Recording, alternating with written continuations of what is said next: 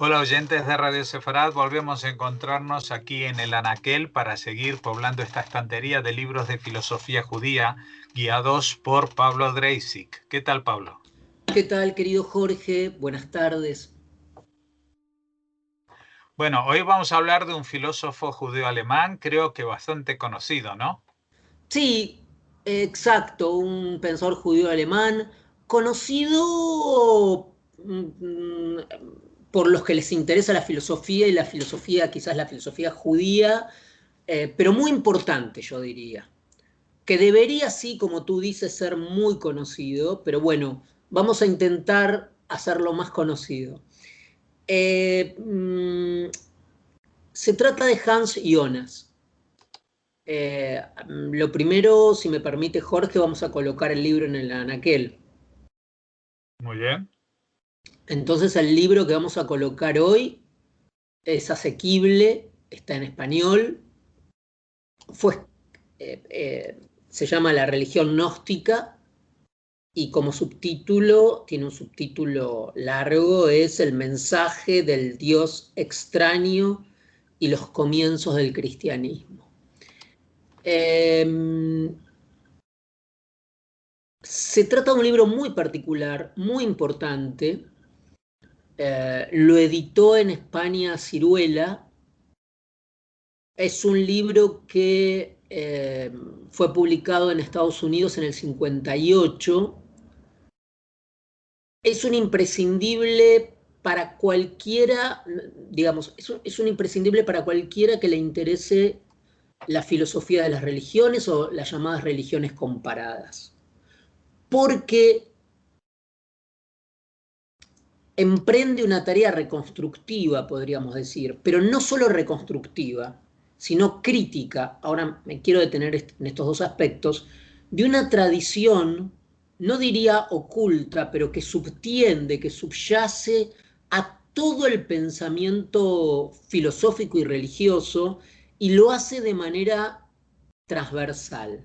Cuando digo transversal, quiere decir que este pensamiento, que es el gnosticismo, se escribe con G, pero es una G que apenas se pronuncia, el gnosticismo, es una orientación del pensamiento que atraviesa al pensamiento cristiano, el pensamiento judío y también al pensamiento filosófico contemporáneo. Y sobre esto voy a referirme como al final. El libro es un libro que se propone a sí mismo ser una suerte de impugnación, una deyección, una contestación. El libro plantea una discusión con las tendencias gnósticas. Y por supuesto lo hace confrontando con lo que entiende que son las tendencias gnósticas en el pensamiento contemporáneo. ¿Qué es el gnosticismo?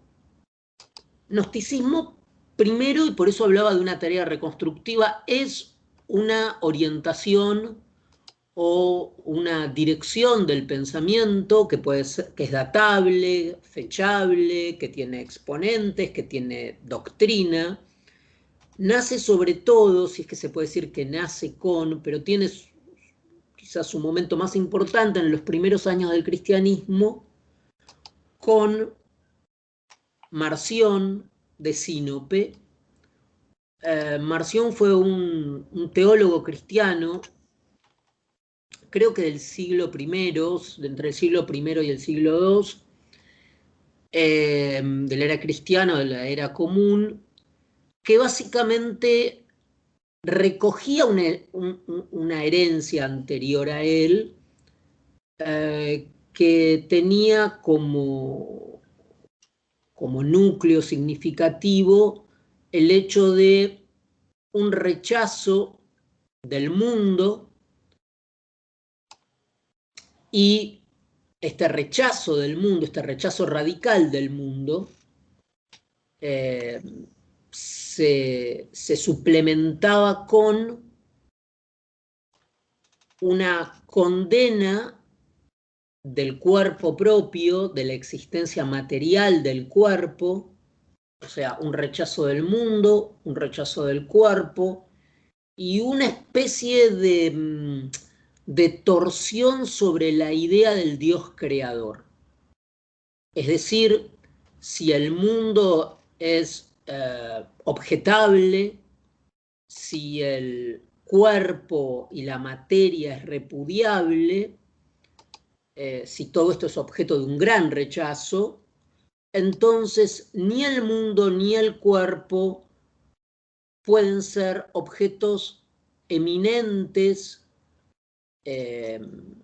creados por Dios. Es decir, el mundo y el cuerpo han sido creados por un demiurgo para el gnosticismo y en general el verdadero Dios es un Dios oculto, un Dios que se oculta en el mundo o se oculta en el más allá. Entonces, el núcleo significativo del gnosticismo que transmutado retorna una y otra vez en el cristianismo, ahora vamos a decir menos en el judaísmo menos.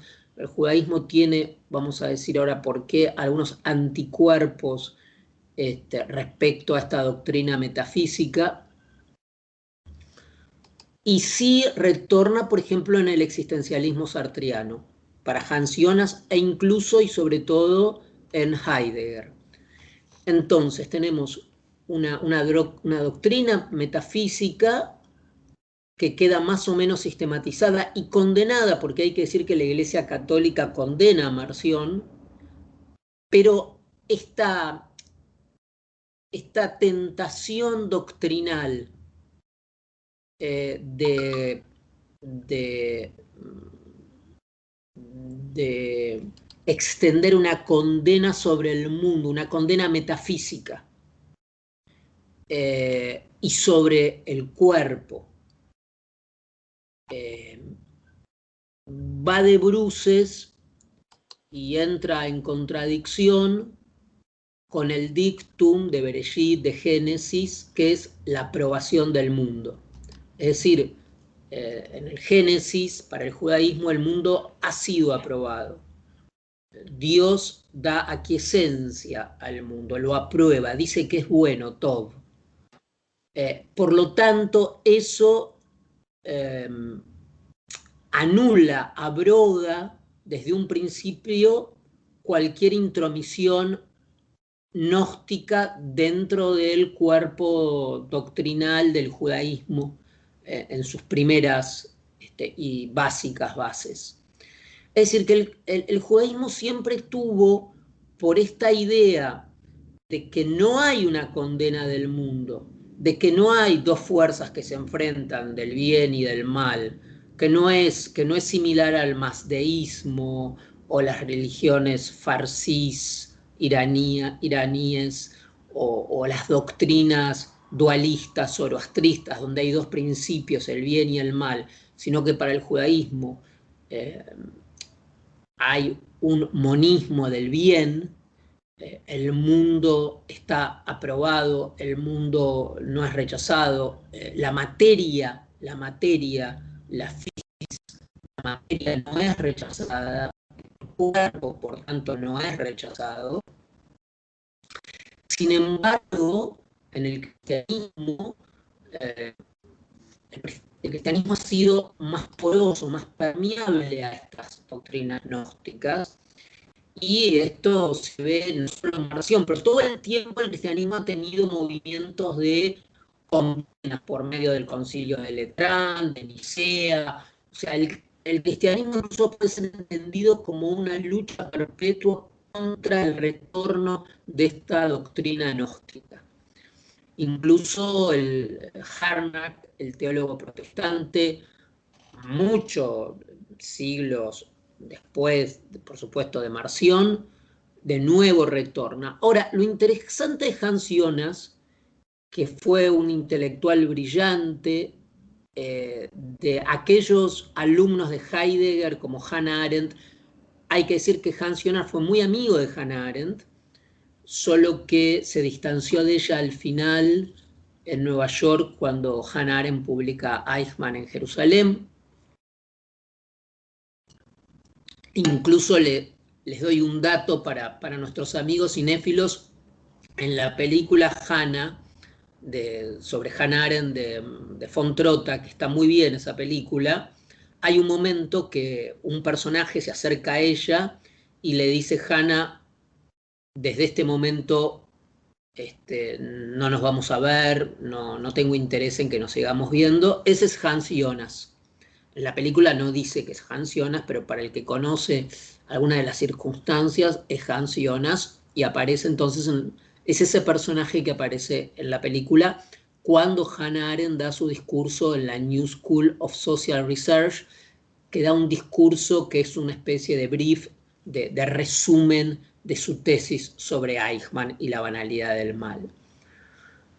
Entonces, nuestro autor, Hans Jonas, participaba del agitado mundo intelectual de los judíos alemanes. Muchos de ellos habían sido, como Hannah Arendt y como él mismo, y como el propio Levinas, de alguna manera, y como de alguna manera el propio Leo Strauss, alumnos de Heidegger.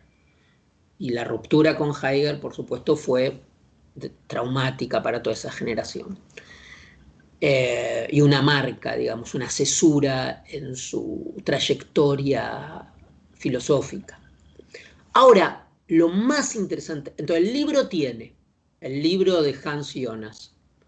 El libro de Hans Jonas tiene una extraordinaria tarea reconstructiva, porque reconstruye históricamente esta tendencia gnóstica desde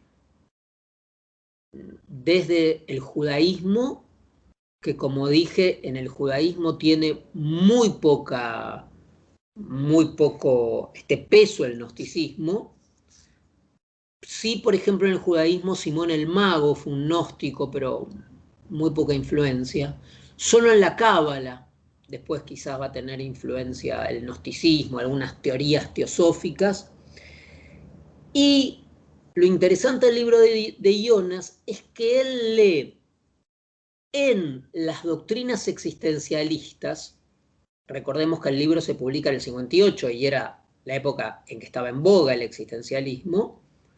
En las teorías existencialistas y en Heidegger, descubre una tendencia religiosa no declarada por los adherentes o los portavoces del existencialismo y por Heidegger. Sin embargo, encuentra allí, en estas filosofías seculares, un sustrato religioso gnóstico: rechazo del mundo, rechazo del cuerpo, rechazo de la materia. Y una de, entre comillas, las soluciones o una de las alternativas disponibles que hay para enfrentar esas tendencias nihilistas del existencialismo, para Jonas es precisamente los monoteísmos, y en ese caso sobre todo el monoteísmo judío en su versión tradicional, que ha rechazado siempre de alguna manera estas tendencias dualistas. Así que, Jorge, colocamos este libro y invitamos a los oyentes a que también lean a Jonas. Hay otros libros de Jonas que seguramente colocaremos en próximas emisiones, pero podemos comenzar por este. Pues me parece una muy buena lección, y con esta recomendación nos quedamos hasta la próxima entrega de El Anaquel. Muchas gracias por habernos atendido, como siempre, Pablo Dreisig. Gracias a ti, Jorge.